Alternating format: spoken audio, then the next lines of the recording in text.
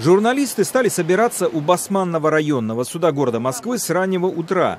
К этому времени полицейские отцепили площадку у входа в здание, установили металлические ограждения вдоль тротуара, заблокировали проезд во двор.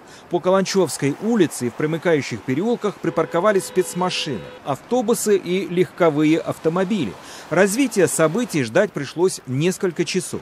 Лишь ближе к обеду на бронированных минивэнах привезли 5 фигурантов по делу об убийстве Бориса Немцова. Их завели в здание суда с заднего крыльца. До определенного момента не было понятно, допустят ли прессу в зал заседаний. Однако ближе к 2 часам дня поступила команда впустить журналистов внутрь здания. Подозреваемых в убийстве политика Бориса Немцова разбили на 2 группы. Будет слушаться одновременно и 31-м, и 21-м. Сами располагайтесь и сами решайте, кто в какой зал пойдет.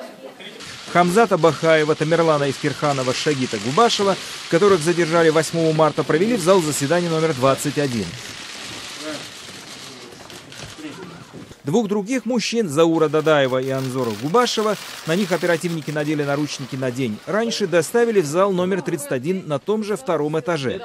После фотографам и операторам дали возможность снять фигурантов. Снимаем 1 минута времени. Камера, журналиста.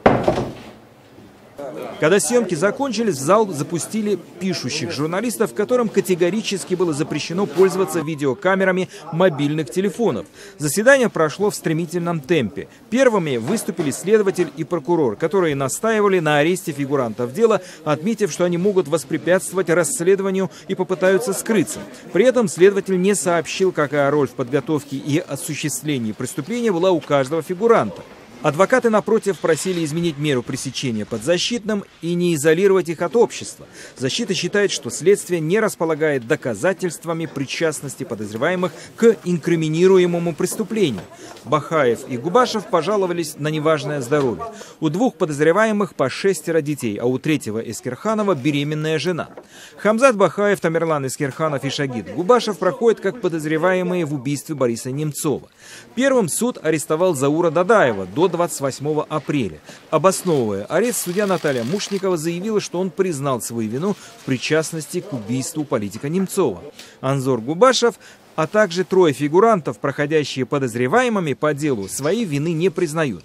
Все фигуранты будут ожидать окончания следствия под стражей. Они арестованы на 2 месяца. Шагит Губашев арестован до 7 мая, Искирханов и Бахаев до 8 мая.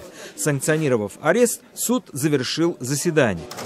Защита фигурантов дела об убийстве Бориса Немцова намерена обжаловать решение Басманного суда об аресте подозреваемых.